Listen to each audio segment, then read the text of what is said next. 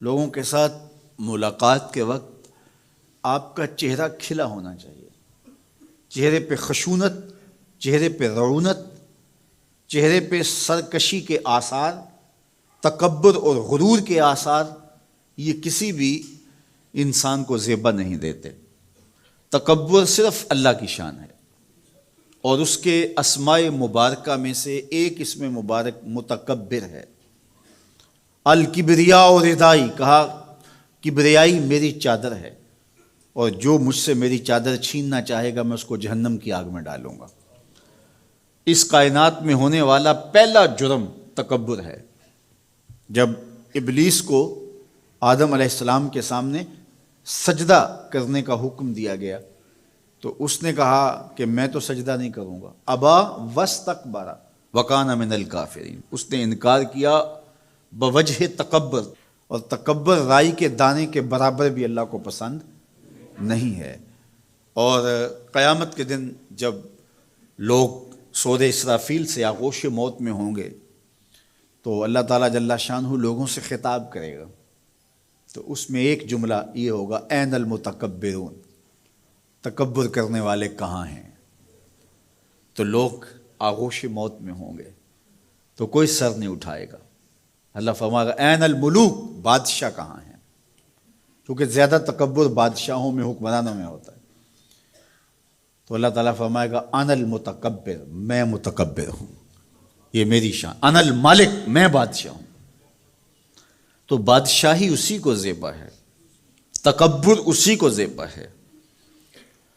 تو نصیحت کرتے ہوئے فرمایا وَلَا تُصَعِّرْ خَدَّكَ لِلنَّاسِ، لوگوں کے سامنے اپنی گردن کو، اپنے چہرے کو، اپنے رخسار کو ٹیڑھا نہ کرنا۔ ابن منظور افریقی نے لسان العرب میں لکھا ہے کہ یہ سعر سے نکلا ہے، اور یہ اونٹ کی ایک بیماری ہے۔ جس طرح بندوں کو لقوہ ہو جاتا ہے، اس کا منہ ٹیڑھا ہو جاتا ہے، تو اونٹ کو ایک بیماری لگتی ہے، تو جب وہ بیماری اس کو لگ جائے تو اس کی گردن ٹیڑھی ہو جاتی۔ تو عرب کے محاورے کے مطابق قرآن نازل ہوا ہے، تو اشارہ کیا کہ جس طرح اونٹ کی گردن ٹیڑھی ہو جاتی ہے تو تکبر کی وجہ سے تمہارا چہرہ بھی ٹیڑھا نہ ہو جائے۔ یہ تمہارا چہرہ اچھا نہیں لگتا، اس پہ خشونت، اس کے اوپر غصہ، اس چہرے کے اوپر جو ہے وہ وحشت اچھی نہیں لگتی، اس چہرے کے اوپر تبسم اور مسکراہٹ اچھا لگتا ہے۔ یہ چہرہ ہنستا ہوا گلاب جیسا ہی اچھا لگتا ہے۔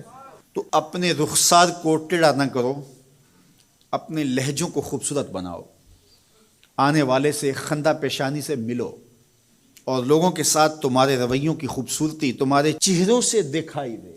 علامہ آلوسی کہتے ہیں کہ بعض کا بندہ کسی کے سامنے بچھ ہی جاتا ہے، عجز، عاجزی، انکساری، یہ انسانی وصف ہونے چاہیے، لیکن کسی کے لیے اس طرح انسان بس جھکتا ہی جائے کہ اس کی عزت نفس بھی باقی نہ رہے اور وہ احساس کمتری میں مبتلا ہو جائے، تو یہ بھی انسان کے لائق نہیں ہے۔ تو رخسار کو ٹیڑھا کرنے کا جو ہے وہ مفہوم یہ ہے کہ آپ عجز اختیار کریں، لیکن اس عجز کا یہ مفہوم نہ ہو کہ آپ کی عزت نفس مجروح ہو جائے۔ حکام کے سامنے، شہنشاہوں کے سامنے، بادشاہوں کے سامنے کچھ لوگوں کے رویے اس قدر ہوتے ہیں کہ ان کی غلامانہ ذہنیت ان کے عمل سے، ان کے رویوں سے اور ان کے انداز ملاقات سے ٹپکتی ہے۔